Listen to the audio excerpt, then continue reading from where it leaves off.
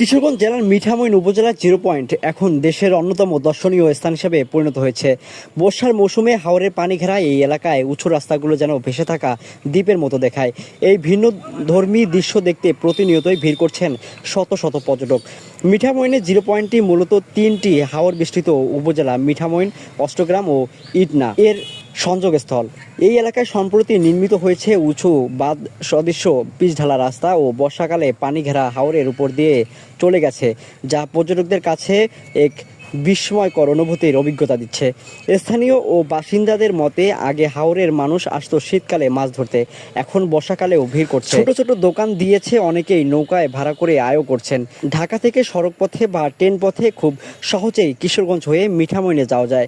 বর্ষায় এই অঞ্চলটি যেমন এক প্রকৃতির চিত্রপট, চারপাশে জলরাশি আর মাছ দিয়ে কাটা সরু রাস্তা, আকাশ আর পানির মাঝে কোনো পার্থক্যই খুঁজে পাওয়া যায় না।